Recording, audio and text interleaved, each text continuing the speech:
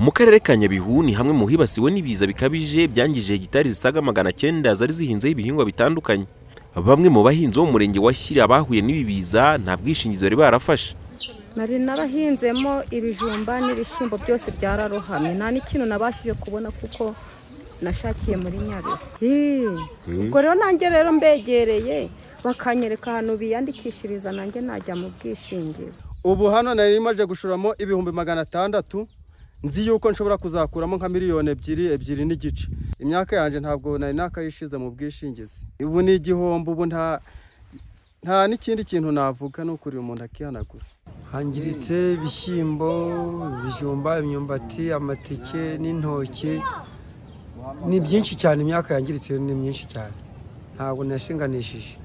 Dusigiye isomo yuko twajya dushinganisha imyaka. Cyakora hari abandi bahinzi bo mu kibaya cya Nyarutovu muri Gakenke bumvise vuba gahunda yo gushinganisha ibihingwa.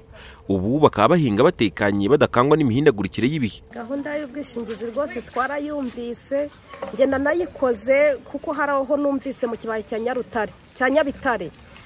Nyabitare yari yaratanze ubwishingizi bahuye n'ibiza barabishyuye ndabizi ku murenge. Ubwo nanjye njya mu bwishingizi rwose ku bushake. Batubwiye ko imyaka yacu yamutse ihuye n'ibiza bazaduha inguranwa yayo. Ese ko batubwiye ngo ni asiranse y'imyaka yacu, kandi ubwishingizi tubuze bwa asiranse y'imyaka. Ko batubwiye ngo niba imyaka yawe yononekaye bazayikwishyura, bazaguhinda. Ikibaya cya Vunga gikunze kurengerwa n'amazi buruko imvura iguye ari nyinshi, bityo aba bahinzi baragirwa inama yo kuyoboka ubwishingizi bw'ibihingwa. Ubutumwa nyine ko nabaha nuko nababwiye bakareba ukuntu baje no bagashira imyaka yo mu bwishingizi, kuko bakunze guhura n'ibiza cyane. Leta ikazaba icyo yazashiraho marira bakurikije ngo ubwishingizi bagiyemo. Barahomba cyane, none ubu ibiza byarakuyeho n'ubutaka bwose hari kugira bazongere babubone n'ikibazo. Icyo turi kubabwira nibashaka ukuntu niba batanazi aho bakujya mu bwishingizi babibaze, kuko birahari bajye mu bwishingizi. Kubera imihindagurikire y'ikirere ibiza biba bidateguje. Aho niho Minisitiri w'Ubuhinzi n'Ubworozi Dr Musafiri Ildefonse ahera akangurira abahinzi gushinganisha ibihingwa kugira ngo bajye bagobokwa. Abahinzi barasabwa kugana ibigo by'ubwishingizi ku bihingwa byose byishingiwe, uko ari byaba ibishyimbo, byaba ibirayi, yaba amashaza, yaba soya, yaba imyumbati, byose birishingiwe. Ndetse n'ibigori. Icyo bibasaba kugira ngo bagane ibigo by'ubwishingizi baberekane ubuso bagiye guhinga, berekane icyo bagiye guhinga.